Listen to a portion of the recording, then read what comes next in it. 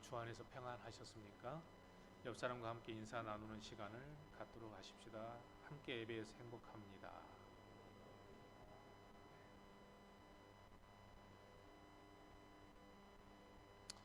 네, 오늘 저는 창세기 37장 12절부터 말씀을 가지고 내 나침반과 하나님의 나침반은 다르게 작동한다 하는 제목으로 함께 은혜를 나누기를 원합니다.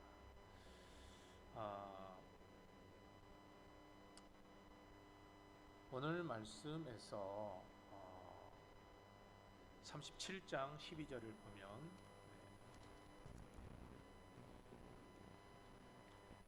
형들이 세겜에 가서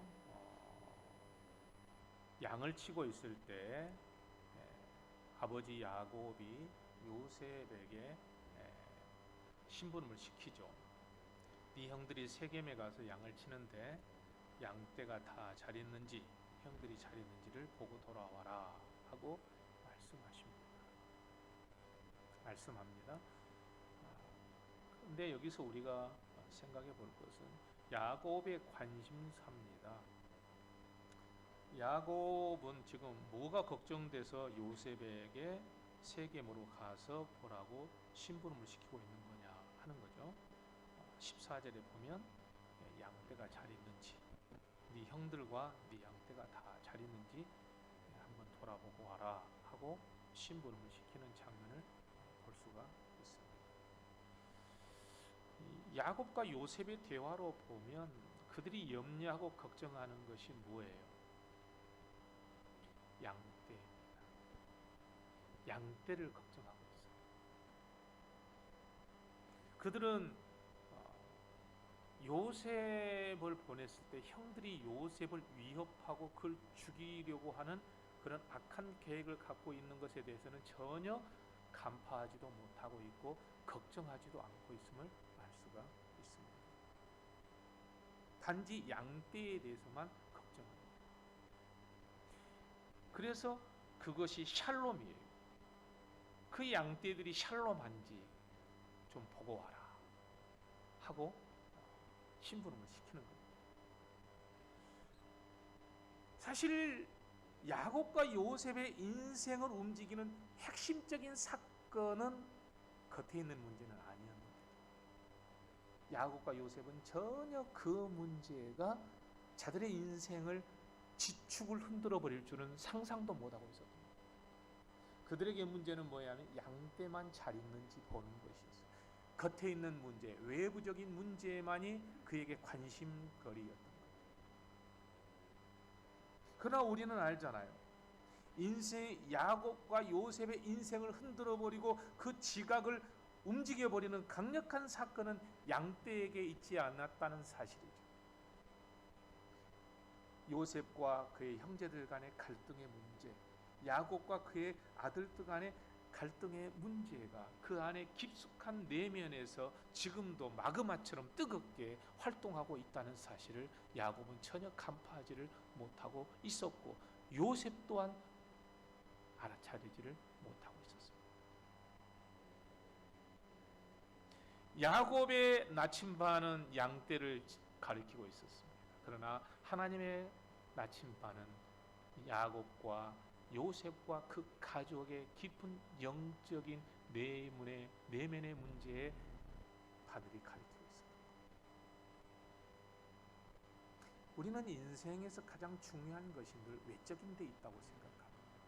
돈 문제, 건강 문제, 아니면 명예 문제, 직장의 문제.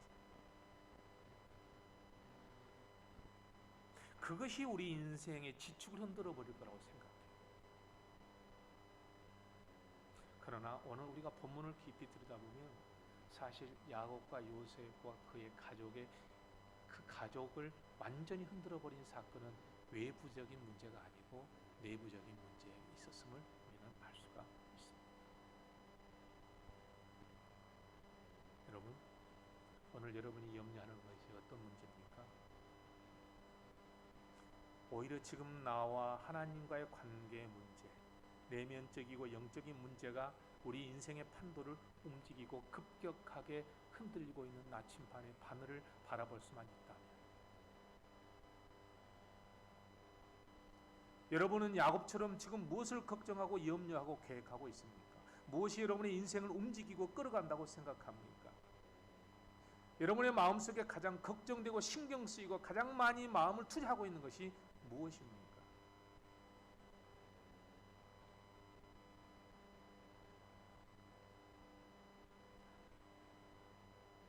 여러분, 우리 역사 속에서 그런 어리석은 사람 한 사람이 있었죠. 그 사람은 임진왜란 때 신립이라고 하는 신립 장군이었어요. 신씨 계시질 않는다. 무대뽀라는 말이 어울리는 사람이었습니다.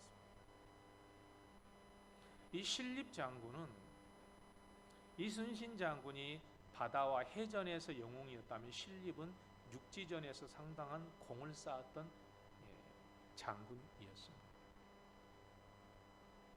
특히 스라에 두 딸을 두었는데 큰 딸이 선조 임금의 넷째 아들인 신성군과 결혼함으로써 선조와 사돈 관계를 맺죠.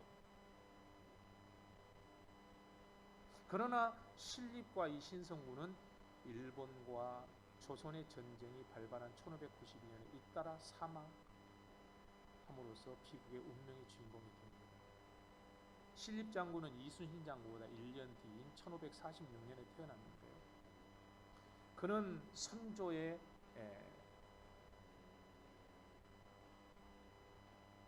사돈으로서 또 육지전에서 상당한 공을 쌓음으로써, 특히 여진적 토벌에 혁혁한 공을 세움으로써 임진왜란이 일어나자 선조가 가장 신뢰했던 사람은 사실은 신립 장군이었다고 해요.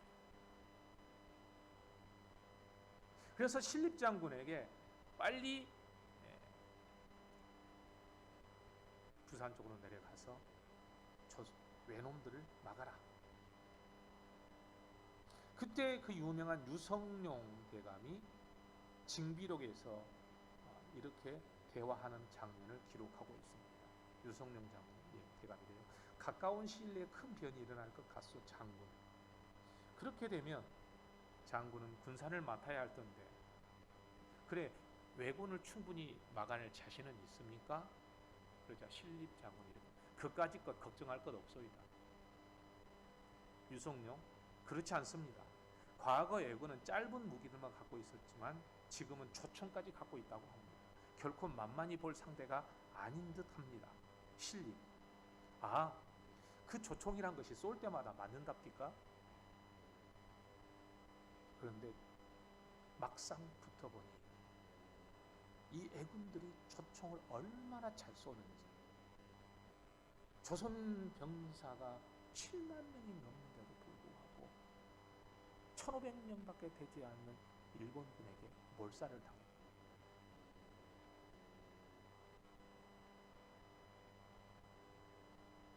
한 번도 이 싸움에서 지형지물을 생각해 보지 않았고 작전도 짜보지도 않고 그저 우리가 숫자가 많으니까 자신만만하게 붙었다가 외놈의 초총에 다 죽고 신림만 겨우 살다가 겨우 그도 목숨을 잃고 마는 어처구니 없는 사건이 일어나요.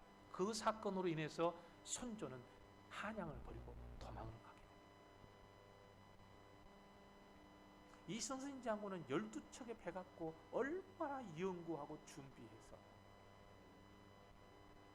승리의 장군이 됐는데, 제가 말씀드리고자 하는 것은 이런 무대뽀 인생이 있다는 겁니다. 그저 인생을 산다고 하는 것이 그저 겉의 모습에 뭔가 많은 것들만 가지고 있으면 행복할 것이고 승리할 것이라고 생각하지만, 여러분, 이런 사람처럼 위험한 사람은 없습니다. 한번 따라서 합시다. 무대뽀와는 조심합시다. 생각 없이 사는 사람은 조심해야 됩니다. 오늘 야곱은 요셉을 세겜까지 심부름을 보냈습니다. 그러나 결과는 어땠어요? 결과는 어땠어요? 14절 봅시다. 헤브론 골짜기까지 가서 보았습니다. 그러나 15절에 그가 들에서 방황했다. 찾지를 못했습니다. 그래서 어떤 사람이 물어봤어요. 왜 그러냐 하고 물었더니 내 형들을 찾습니다 라고 말하자 이 사람이 네 형들이 말하기를 17절에 보니 도단으로 간다고 하더라. 도단으로 간다고 하더라 라고 했습니다. 도단은 세겜에서부터 도단까지는 약 30km예요. 하루 길을 꼬박 더 걸어야만이 갈 수 있는 그 거리에 형들이 있다는 소식을 듣고 그는 도단으로 갑니다. 요셉이 형들이 자기를 미워했다는 것을 전혀 눈치채지 못하고 있었다는 대목이기도 하죠. 그러나 여러분, 우리가 여기서 하나님의 섭리라고 하는 차원에서 한번 깊이 들여다봤으면 좋겠어요. 요셉이 아버지의 집에서부터 세겜까지 가는 동안 아버지가 그를 안전하게 키우기 위해서 채색 옷을 입혔고 형들이 일할 때만 해도 그는 자기 무릎에 앉혀서 요셉을 키웠습니다. 늘 아버지 집에 있을 때는 그는 안전했습니다. 그런데 요셉이 점점 아버지 집에서 멀어져 갑니다. 세겜까지도 먼데 세겜에서 또다시 도단까지 가게 됩니다. 점점 아버지 야곱부터 멀어져가는 요셉, 그리고 점점 형들의 위협을 점점 가까이 가고 있는 요셉.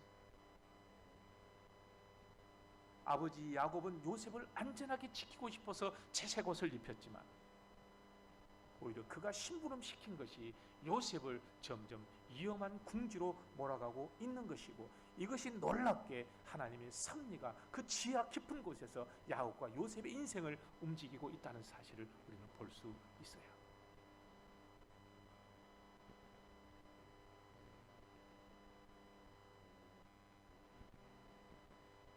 (18절) 보십시오. 요셉이 그들에게 가까이 오기 전에 그 형들이 요셉을 보고 그랬어요. 요셉을 보고, 그렇죠? 그 다음에 뭘 꾀했어요? 죽이기를 꾀했어요. 꾀했다라는 말이 뭐예요? 속이다라는 뜻이에요. 요셉이 가까이 오기 전에 저 멀리서 요셉이 오는데, 저는 여기서 궁금했어요. 어떻게 형들은 저 멀리에 있는 요셉을 알아볼 수 있었을까? 무엇 때문에 알아볼 수 있었을까요? 채색 옷 때문에. 멀리서 오는데 채색 옷이 멀리서 보였던 거예요. 그때 그들은 모의하고 작당합니다. 야, 우리 요셉을 잡아 죽여버리자.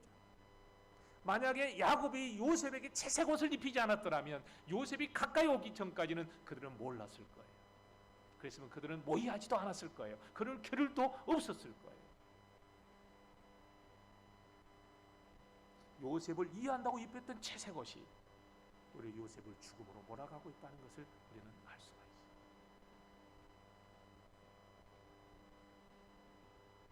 그의 채색 옷 때문에 아주 멀리서도 요셉을 알아보고, 요셉이 가까이 오기 전에 그들은 이미 요셉을 죽일 계획까지 다 짜놓고 요셉을 기다리고 있습니다. 기가 막힌 타이밍 아니에요? 여러분, 요셉의 인생을 움직이는 것은 아버지 야곱이나 요셉이 아니라 하나님이시라는 것을 우리는 여기서 볼 수 있어요. 하나님의 섭리가 그의 인생을 강력한 자석처럼 움직이고 있습니다. 지각판이 움직이고 있습니다. 점점 멀어져 갈수록, 도단으로 가까이 갈수록 요셉의 인생은 점점 알 수 없는 미궁으로 빠져들어가고, 여러분, 그러니 우리가 겉에 보이는 것만 가지고 판단하지 말고, 그래서 로마서 12장 2절에 하나님의 뜻을 분별하라고 경고합니다. 로마서 12장 2절 다 같이 한번 읽어봅시다. 시작. 너희는 이 세대를 본받지 말고 오직 마음을 새롭게 함으로 변화를 받아 하나님의 선하시고 기뻐하시고 온전하신 뜻이 무엇인지 분별하도록 하라. 아멘. 여러분, 그러니 하나님의 뜻을 알고 깨닫는 것이 얼마나 중요합니까? 여러분의 영적인 그 깊은 곳에 하나님의 나침판이 여러분들에게 만들어져 있기를 축복합니다. 적어도 내 영혼 깊은 곳에서 방향이 틀렸을 때마다 그때마다 우리에게 올바른 하나님의 뜻의 방향을 가르치는 나침반을 하나 있어야 되지 않겠습니까? 그 안에 하나님의 섭리가 작동하겠기 때문에 여러분, 내 생각만으로는 내 인생의 진짜 중요한 내 인생의 판도를 바꿔버릴 핵심을 간파하지 못합니다. 결국 내 인생의 주도권을 쥐고 계신 분은 하나님이신 줄 믿습니다. 그러니 하나님의 뜻이 어디에 있는지를 야곱은 전혀 몰랐던 거예요. 요셉도 몰랐던 거예요. 꿈을 받았다고 좋아하기만 했지 그 안에 깊은 그곳에서 하나님의 나침반이 요셉의 인생을 어느 방향으로 가리키고 있는지를 몰랐던 겁니다.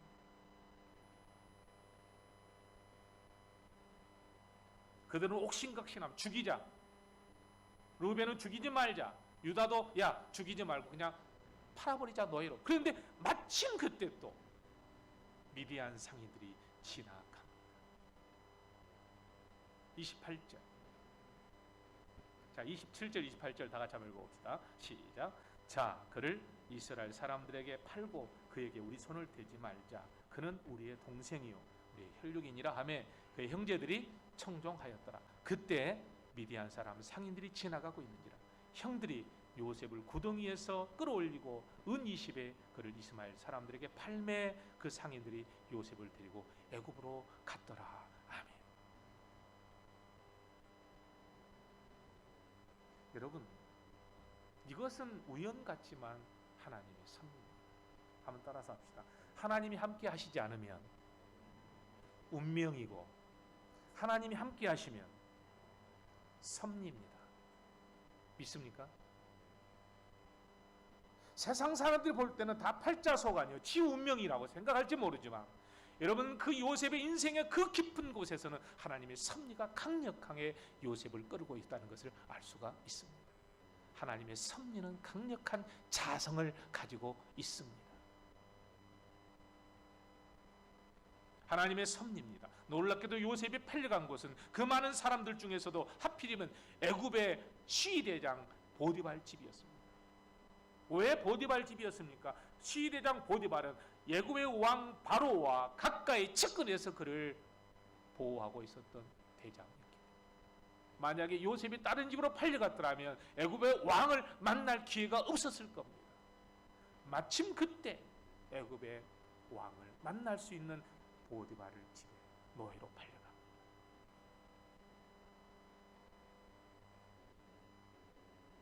여러분, 우리가 살면서 알 수 없는 구덩이에 빠졌을 때 그때 여러분 하나님의 섭리를 바라볼 수 있기를 주 이름으로 축복합니다. 요셉은 얼마나 그 큰 꿈을 감고 기대하고 설레었을까요? 하나님이 나를 축복하시는 거. 근데 그 기대도 잠깐, 그는 뜬금없는 그 깊은 구덩이 한번 보여줘 보세요. 팔레스타인의 구덩이는요 2m에서 8m까지가 대략 우물의 크기입니다. 더 큰 것은 30m까지 내려가는 우물이 있답니다. 근데 지금 저거는 현대적으로 만들어놨는데 사실 우물이요 이 위에는 폭이 좁아요. 안으로 들어갈수록 더 넓습니다. 왜 그러냐면 햇빛이 강하기 때문에 물이 증발되지 않도록 최대한 막으려면 입구를 좁게 해야 된대요. 그래서 사람은 자기 스스로 저 이 우물로 올라올 수가 없어요. 누가 끌어올리지 않으면 안 되는 거죠. 그래서 보세요. 28절에 구덩이에서 뭐라 했어요? 끌어올리고.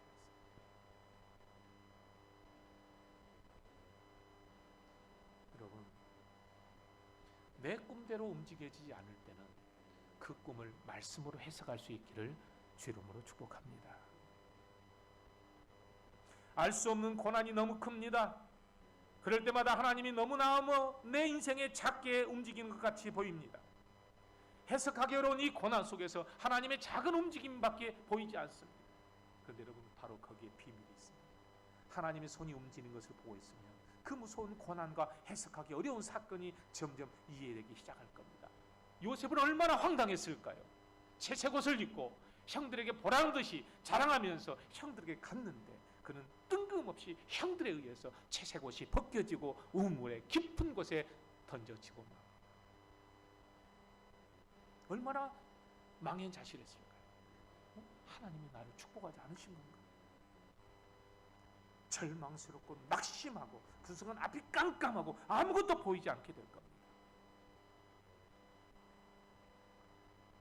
요셉은 갑작스럽게 파도에 던져지고 파도에 밀려 어디로 갈지 모르는 상황에 빠졌습니다. 아버지와 단절입니다. 어디로 가는지도 모릅니다. 어디로 팔려갈지도 모릅니다.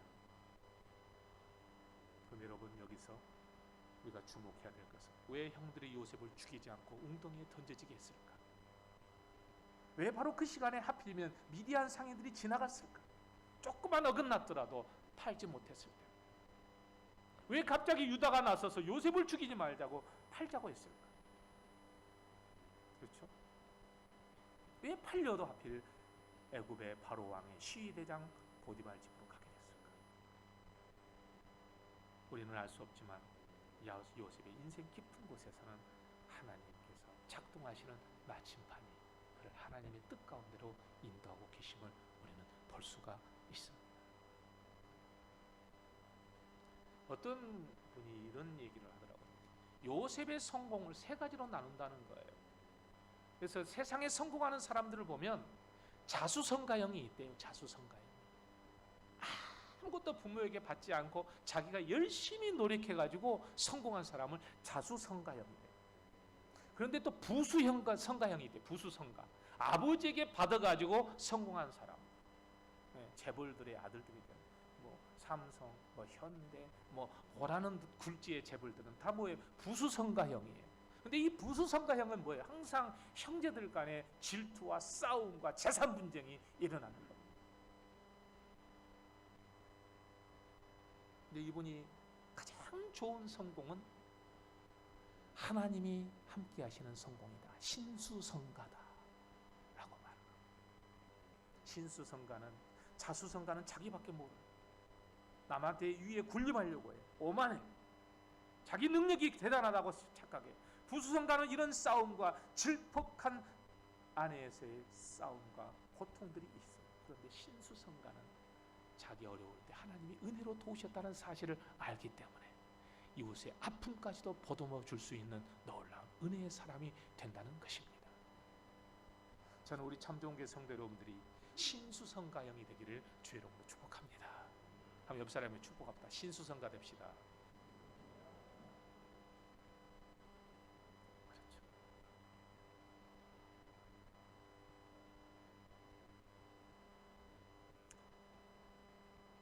그 구덩이 빠져버린 요셉, 낙심과 절망 가운데 있는 요셉을 이제 어떻게 해야 되는가? 한마디도 요셉의 이야기는 기록되지 않습니다. 요셉은 죽은 자와 마찬가지입니다. 얼마나 울고 매달렸을까요? 형들, 제발 나 죽이지 마라. 다시는 그러지 않을게. 제발 잘할게. 한마디도. 그러나 성경은 기록하지 않은 것은 그 형들이 얼마나 잔인하게, 잔혹하게 동생을, 내 동생이 쳤는가를 알 수가 있어요. 그들이 얼마나 잔인했는가. 그들은 요셉을 던져놓고 어쨌어요? 요셉이 가지고 왔던 음식을 함께 앉아서 먹었던 거예요. 그렇죠? 25절 보세요. 그들이 앉아 음식을 먹었다.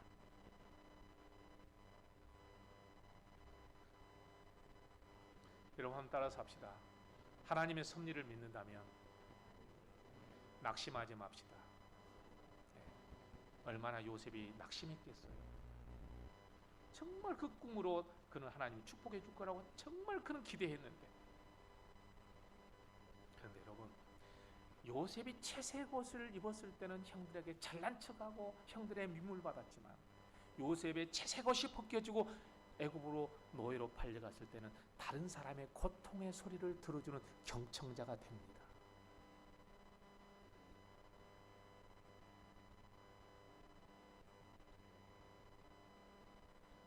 그렇다고 하나님의 꿈이 깨진 것이 아니잖아요. 그러나 요셉은 다시는 그 꿈에 대한 자랑과 꿈에 대한 얘기를 한 번도 하지 않아요. 그 뒤로 꿈은 얘기하는 게 아니라 그 꿈을 꾸었으면 잊어버리고 열심히 살다 보면 하나님의 나침반이 그를 인도해 가신다는 것을 우리는 알아야 합니다. 머리 좋다니까 맨 머리 좋은 것만 생각나는 거예요. 공부를 안 해. 그러니까 여러분 자녀들이 머리 좋다는 얘기 하지 마세요. 독입니다, 애들한테. 어떻게 애들이 키가 얇든지 머리 좋으면 자기 천재인 줄 알아요. 항상 이렇게 말해요. 너는 머리까지 안 좋으니까 죽기 살기로 해야 돼. 그렇게 말했는데 너는 머리가 좋은데 좀만 열심히 하면 될 텐데. 근데 좀만 열심히 하면 될 텐데라는 말은 아예 안 들어와요. 뭔만 기억나냐면 머리가 좋다는 말만 기억나. 여러분 근데 요셉은 놀라운 사람 아니에요. 이 사람이 정말 믿음의 사람이에요. 그는 정말 절망하고 낙심하고 어쩌면 이런 사람들은 가장 쉽게 우울증에 걸릴 기질을 가지고 있는 사람이에요. 창의적이고 머리가 뛰어나고 예술가형이에요. 이 사람. 이런 사람들은요 우울 기질에 속합니다. 누군가 알아주지 않고 뭔가 자기가 하던 계획대로 잘 되지 않으면 금방 우울증에 빠져요. 그런데 요셉은 그런 우울 기질을 가지고 있었음에도 불구하고 그가 이겨낼 수 있었던 것은 나중에 40절에 보면 어째요? 39절에 보면 하나님이 요셉과 함께 하시더라. 한번 따라서 합시다. 좋은 패가 들어오든 크게 한번 합시다. 나쁜 패가 들어오든 그 패를 가지고 잘 운영합시다. 좋은 패 가졌다고 꼭 성공한 거 아니에요. 나쁜 패 가졌다고 꼭 패배하는 것 아니에요. 저도 카드를 해봤어요. 포카드를 해봤어요. 4장 가지고 하는 거 있잖아요. 가장 중요한 것은 포카페이스예요. 얼굴에 절대 표정을 일으키면 안 돼. 근데 제가 가만히 보니까 사실 돈은 따는 사람이 막 풀하우스 가지고 이런 것 아니에요. 막 어떤 사람은 9끝 가지고 9끝이라 전문 용어가 나와버렸네. 죄송합니다. 아무튼 숫자 9를 가지고 이겨버리는 사람도 있어. 서로 딱 까놓고 보니까 어떤 사람 7이고 이 사람은 9야. 제가 거기서 깨달은 게 있어요. 중요한 것은 좋은 패냐 나쁜 패냐가 아니에요. 얼마나 그것을 운영을 잘하느냐의 문제죠. 요셉은 자기 인생에 나쁜 패가 들어왔습니다. 낙심하지 않았습니다. 그가 채색옷의 카드를 가지고 있었을 때도 그는 그러지 않았지만 나쁜 패가 갑자기 들어왔을 때 그는 그 나쁜 패를 인정하기로 한 거예요. 왜 나는 아버지한테 사랑받고 정말 채색옷만 입고 한 번도 노동도 해보지 않았는데 갑자기 남의 집 노예가 되어서 죽기 살기로 굳은 일 싫은 일 다 해야 되는 그 고통 가운데 있을 때 그는 아마 우울증에 빠져버렸을 거예요. 어지간한 사람 같았어요. 그러지 않겠어요? 근데 요셉은 안 그랬어요. 하나님이 나에게 주신 나쁜 패를 인정하기로 작정한 거죠. 여러분 잘 나가다가 실패하신 분이 계신다면 그 나쁜 패도 믿음으로 받아들일 수 있기를 주 이름으로 축복합니다. 그건 굉장히 중요한 일이에요. 여러분 어떤 패가 들어오든 그 패를 거절하지 마시고 그것 때문에 괴로워하지 마시고 그것 때문에 낙심하지 마시고 그것 때문에 우울증 걸리지 마시고 요셉처럼 그 나쁜 패를 가지고 믿음으로 잘 이용하면 하나님이 함께하여 주실 줄 믿습니다. 가나안의 왕자가 애굽의 노예가 됐습니다. 하루아침에 하늘에서 바닥으로 떨어져 버렸습니다. 기가 막힐 정도로 나쁜 패가 들어왔습니다. 이 패를 버려버려야 될지 아니면 이 패를 가지고 살아야 할지 고민이 많을 수도 있었겠지만 요셉은 판단이 빨랐습니다. 욥처럼 이것도 하나님이 주신 것입니다.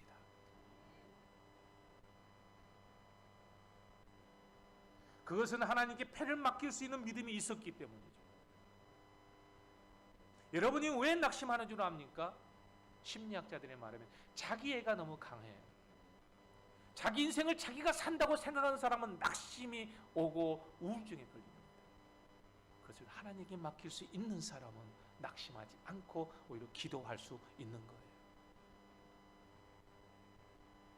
만약에 요셉이 고민 없이 고난 없이 채색옷에 특권만 입고 역경 없이 살았더라면 요셉은 하나님께 쓰임 받을 수 있었을까요? 결코 그러지 못했을 겁니다. 그는 이웃의 아픔도 몰랐을 겁니다. 얼마나 오만하고 자만했을 겁니다. 요셉은 노예가 되어서 철저하게 밑바닥에서 아픈 사람과 고통받는 사람과 소외받은 사람의 말을 귀담아 들을 수 있었고, 그것이 그의 인생의 지혜가 됐습니다. 한번 따라서 합시다. 역경을 말씀으로 잘 깨달으면 지혜가 됩니다. 있습니까? 역경을 이겨내지 못하면 낙심이 됩니다. 지혜는 어려운 일을 잘 이겨낸 사람이 지혜로운 거예요.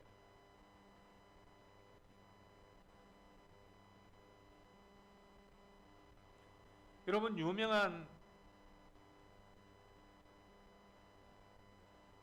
아일랜드에 성 패트릭이라는 주교가 있습니다. 성 패트릭. 이 사람은 4세기에 스코틀랜드에서 태어났는데 10대 때 아일랜드로 노예로 잡혀가서 죽도록 고생했어요. 근데 그는 탈출을 합니다. 그런 나중에 그가 그렇게 힘들고 어려웠을 때, 사랑받던 자식에서 노예가 돼서 살 때, 나중에 그는 하나님 앞에 에베소서 6장의 말씀을 묵상하다가 그의 기도법을 개발했는데 일종의 호심경 기도입니다. 한번 따라 합시다. 호심경 기도. 에베소서 6장 14절 말씀이에요. 전신갑주 기도. 한번 따라서 합시다. 내 곁에 계신 그리스도, 내 앞에 계신 그리스도, 내 뒤에 계시는 그리스도, 내 안에 계시는 그리스도, 내 밑에 계시는 그리스도, 내 위에 계시는 그리스도, 내 우편에 계시는 그리스도, 내 좌편에 계시는 그리스도, 요새에 계시는 그리스도, 전차에 계시는 그리스도, 갑판에 계시는 그리스도, 나를 생각하는 모든 사람의 마음에 계시는 그리스도, 나에게 말하는 모든 사람의 입술에 계시는 그리스도, 나를 보는 모든 눈에 계시는 그리스도, 내 말을 듣는 모든 귀에 계시는 그리스도. 그런 날마다 이 기도를 했대요. 날마다. 내 곁에 계시는 그리스도, 내 앞에 계시는 그리스도, 내 뒤에 계시는 그리스도, 내 안에 계시는 그리스도, 내 우편에 계시고 내 좌편에 계시고 남들이 나를 보는 그 눈에도 계시는 그리스도. 그리스도가 자신과 함께 하신다는 확신을 가지고 있었기 때문에 이 패트릭은 우울증에 들어올 여지가 없었어요. 늘 전신갑주에 기도했던 겁니다. 여러분들도 힘들고 어려울 때 오늘 제가 가르치는 이 기도를 한번 해보세요. 전신갑주 호심경의 기도입니다. 하나님은요, 최고의 경청자이신 줄 믿습니다. 우리의 부르짖음을 들으시는 하나님. 요한일서 5장 14절에 이렇게 말씀합니다. 그를 향하여 우리가 가진 바 담대함이 이것이니 그의 뜻대로 무엇을 구하면 들으시니라. 히브리서 4장 16절 다 같이 한번 읽어봅시다. 시작. 그러므로 우리는 긍휼하심을 받고 때를 따라 돕는 은혜를 얻기 위하여 은혜의 보좌 앞에 담대히 나아갈 것이니라. 아멘. 여러분, 하나님 우리가 진토로 만들어졌다는 것을 알면서도 우리를 사랑하시기 때문에 절대적으로 긍정적인 관심이라는 안전한 장소로 우리를 초대하십니다.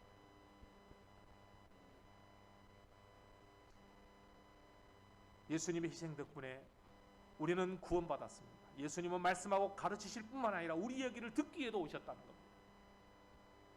그래서 예수님 죄인들의 귀에 얼마나 많이 귀를 기울였습니까?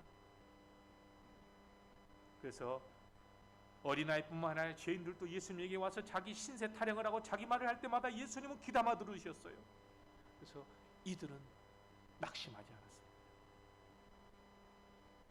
모든 것을 예수님께 다 얘기할 수 있었습니다. 그럴 때 그들은 치유되고 고침받았고 예수님의 축복을 받게 됩니다. 여러분, 기도는 나의 말을 경청하시는 하나님께 하는 것입니다. 별말도 다 듣기 위해서 주님은 오셨다는 사실을 믿으시기를 바랍니다.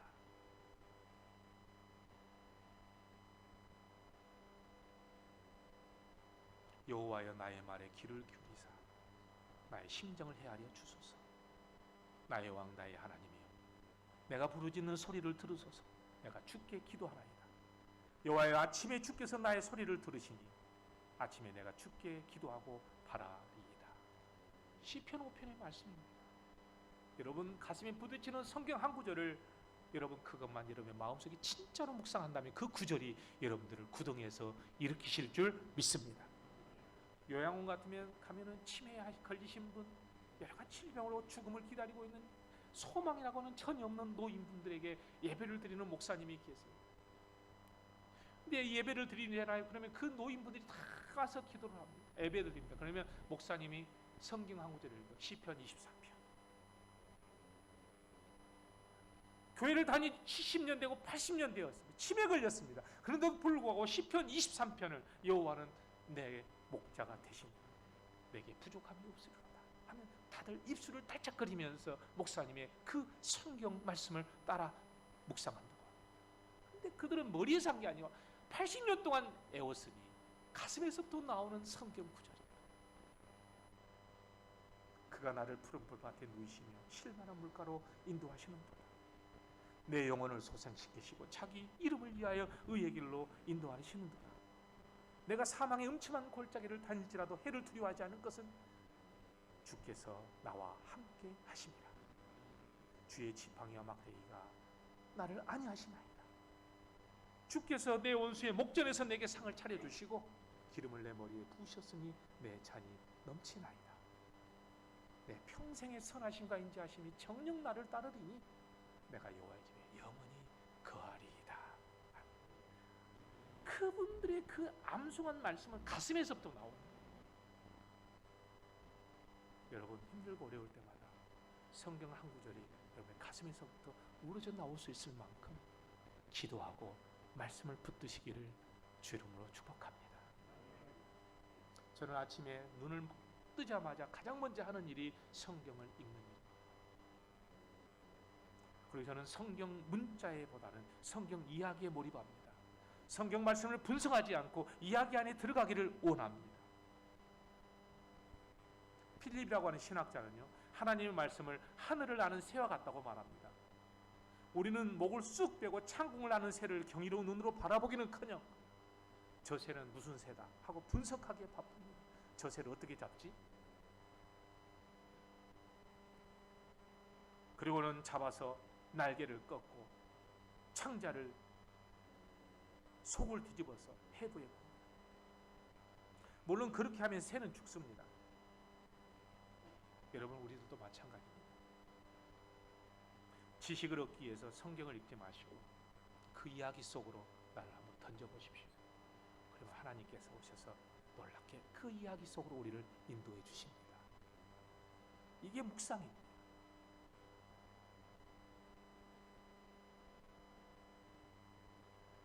오늘 사랑하는 성도 여러분, 성경을 문자나 단어로만 읽지 마시고 이야기를 읽어보십시오. 그 말씀하시는 것에 귀를 기울이고 그 이야기 속으로 친히 들어가요. 그래서 주님은요, 저는 이 말씀이 참 좋습니다. 마가복음을 보면 예수님께서 기도하러 가시고 제자들이 바다로 배를 저어가는데 갑자기 풍랑이 만납니다. 그때 주님께서 친히 폭풍 속으로 걸어오십니다. 거센 바람과 싸우는 제자들의 이야기에서 예수님을 인격적으로 만나는 장면입니다. 예수님은 아버지를 만나기 위해서 제자들에게는 배를 타고 호수 건너편으로 가게 하시고 홀로 산속으로 기도하러 가십니다. 그러다가 제자들이 위태롭다는 것을 알고 호수 위를 걸어서 찾아오십니다. 제자들은 유력이라고 겁에 질려 비명을 질렀지만 예수님이 이렇게 말씀하십니다. 한번 따라서 합시다. 안심하라. 내니 두려워하지 말라. 저는 이 말씀이 너무 은혜스럽습니다. 예수님이 배에 올라 그들에게 가시니 바람이 그치는지라. 제자들이 마음에 심히 놀랐던 그들이 평화가 옵니다. 저는 폭풍이 치는 어두운 밤에 물 위로 걸어오시는 예수님이 너무 마음에 듭니다. 여러분 성경 속에서 여러분이 배가 흔들거리고 전복될 위기가 있을 때 친히 주님이 폭풍 속으로 걸어오셔서 여러분의 인생 배 가운데로 들어오시고 여러분이 그 주님을 만나는 은혜를 누리기를 주 이름으로 축복합니다. 따라서 합시다. 말씀은 문자가 아니라 사건입니다. 같이 기도하시죠.